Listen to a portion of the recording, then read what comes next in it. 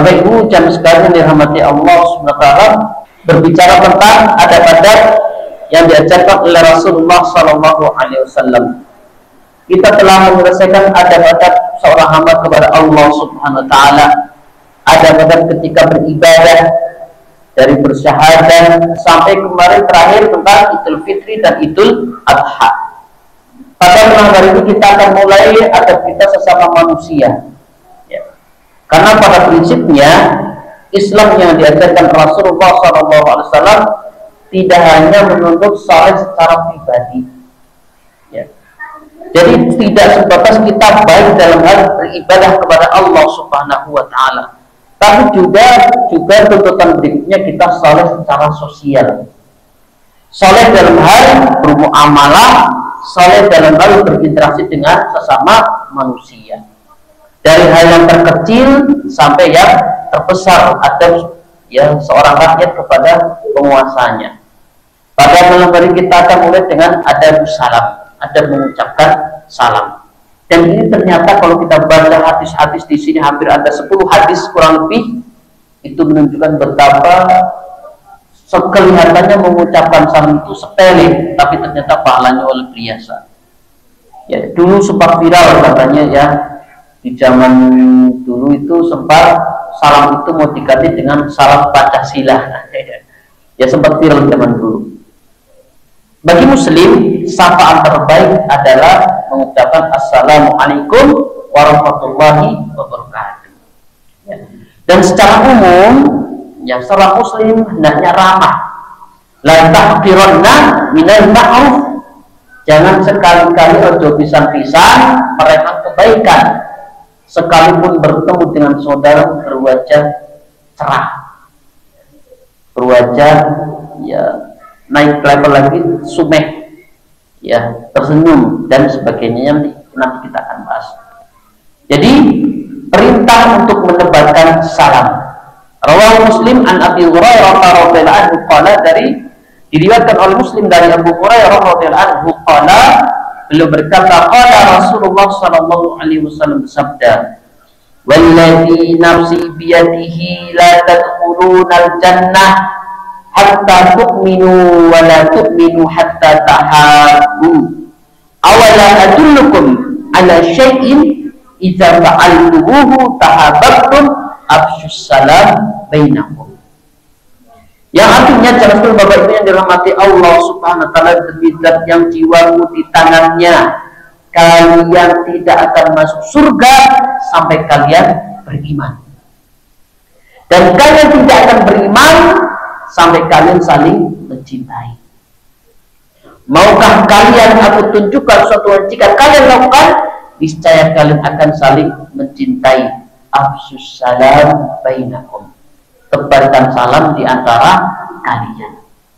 Apa faedah dari hadis ini? Jam sekalian rahmati Allah SWT, berkata Syekh Shalih Al-Utsaimin rahimahullah dalam Syarh Riyadhus Shalihin, yang pertama, fi hadzal hadisi bayan annal iman la yakunu illa bil mahabbah bainal mu'min. Ya, bahwasannya hadis ini menunjukkan seseorang tidak sempurna kecuali dengan adanya kasih sayang satu sama lain. Ya, innamal mu'minuna ikhwatun. Sesungguhnya orang beriman itu saling bersaudara. Ya. Di dalam lain, orang beriman itu kalbunyan ba'duhum ba'dun. Ya, yashuddu ba'dum ba'dun. Orang beriman itu seperti sebuah bangunan, satu sama lainnya saling menguatkan. Ada tiangnya, ada dindingnya, ada kacanya, ada semuanya saling mendukung. Kemudian bila dalam riwayat lain lagi, apabila ada satu anggota tubuh yang sakit, misalnya gigi, maka seluruh anggota tubuhnya ikut merasakan demamnya. Itulah empati. Sebagaimana kita punya empati, ya, kepedulian terhadap saudara kita di Palestina. Alhamdulillah tanggal 9 kemarin dinyatakan merdeka. Alhamdulillah. Ya. Jadi sudah diputuskan, semoga satu sama lainnya memegang keputusan yang sudah diputuskan. Jangan satu sama lainnya berkhianat sehingga Palestina tidak aman lagi. Ya, kita berdoa kepada Allah Subhanahu wa Ta'ala, karena sejatinya sesama muslim itu, orang beriman itu bersaudara. Makanya la yutimmu illa bil mahabbah bainal mu'minin. Tidak sempurna keimanan seorang muslim itu kecuali adanya saling cinta, saling kasih sayang, saling empati, saling peduli. Dan jamaah fikih sudah mengamalkannya. Yang punya rezeki lebih didonasikan untuk membantu yang lemah, yang piatu, masya Allah difasilitasi. Jadi orang-orang yang sudah menyisihkan hartanya untuk ini mengamalkan hati. Jadi salah satu bagian dari bukti kesempurnaan imannya, saling peduli, saling empati. Ya. Maka di sini membuktikan bahwa kita termasuk orang-orang yang kesempurnaan imannya sempurna. Wa annal mahabbata sababun fi kamal iman. Dan bahwasannya rasa cinta antar sesama muslim menjadi sebab kesempurnaan iman. Cuman masalahnya zaman sekarang kalau yang namanya cinta harus pacaran, nah ini dia harus diluruskan. Dulu para sahabat itu biasa membuka Rasulullah, uhibbuka lillah. Jadi ketika bertemu saudara yang soleh, aku mencintaimu karena Allah. Jadi biasa zaman dulu, zaman sekalian, sesama saudaranya, sesama muslim yang mengungkapkan cintanya karena Allah. Uhibbuka lillah. Cuman gading di sini kalau sudah menyatakan cinta harus pacaran, hilang sunnah mengungkapkan cinta. Misalnya saya ke Pak Sis, suatu Pak Sis, uhibbuka lillah, saya mencintai dengan karena Allah. Atau sama muslimah ibu-ibu juga karena kesolehannya. Ya, dan itu bagian sunnah mengungkapkan cinta. Cuman di sini itu sudah terkontaminasi. Kalau namanya cinta itu identik dengan pacar, sih nggak Pak, luntur sunnah saling mengungkapkan cinta atas sama muslim ataupun muslimah. Karena di sini sababun fi kamali iman, sebab kesempurnaan iman. Faedah kedua yang masukkan dalam hati Allah SWT, afsus salamu bainakum, afsus salam bainakum, ya, menyebarkan salam akan menumbuhkan kasih sayang, wal mahabbah, wa amma, dan adapun ya kebencian, kasih sayang tersebut dengan menyebar salam akan menghapuskan wa yazilu ma fil qulub minal ahqad, akan menghapuskan permusuhan dan kebencian yang tersembunyi di dalam hati. Ya, dengan kita assalamualaikum warahmatullahi wabarakatuh, salamah, pelukan, itu akan merontokkan kebencian yang tersembunyi di dalam hati. Karena orang kalau ada sesuatu di dalam hati itu berat, ya, menyapa saja susah, jangan menyapa, ketemu dari jauh udah brengos, berarti ada sesuatu di dalam hatinya. Berbeda dengan seseorang yang beranikan salam, memulai salam, maka rontoklah kebencian yang tersembunyi di dalam hatinya. Apalagi tambah datang ke rumah ngelancong, ya assalamualaikum, bawa oleh-oleh, masya Allah. Ya, saya Pak Imin biasa ngopi.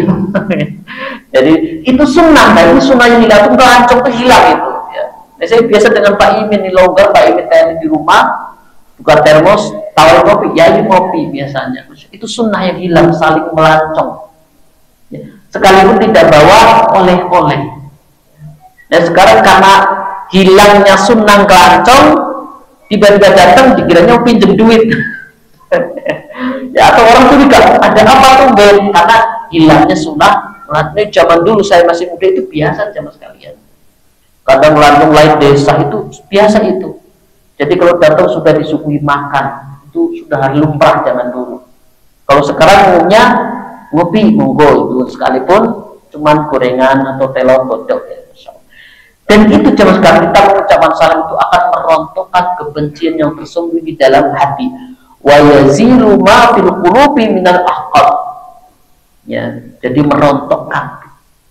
Nah, ada riwayat lain, ya, ada orang yang ketika berselisih dan ketika ada orang yang memberanikan diri untuk memulai salam, dia menolak, kata Rasulullah, bagikan dia menabur pasir palas di wajahnya. Jadi ketika ada orang yang berselisih, yang salah satunya ingin berdamai, memulai salam, tapi ditolak, kata Rasulullah, dia bagikan melempar pasir panas ke dalam wajahnya, padahal sangat ingin berdamai. Karena demikian dia menyebarkan salam, menyebarkan cinta, dan merontokkan, menghapuskan permusuhan dan kebencian yang mungkin tersembunyi di dalam hatinya. Faedah berikutnya, dia miskin rahmati Allah SWT, ada min mahasinul Islam ya'muru bima yajlibul alfah wal mawaddah bainal muslimin. Jadi hadis ini menunjukkan keindahan ajaran Islam yang memerintahkan hal-hal yang mendatangkan eratnya hubungan ukhuwah Islamiyah. Ya. Jadi Islam itu sangat memperhatikan kedekatan antar satu sama lain. Ya. Tidak boleh saling iri, benci, suudon, saling menjatuhkan. Karena pentingnya terjalin ikatan persaudaraan sesama Muslim, dan ini menjadi sebab seorang sempurna imannya.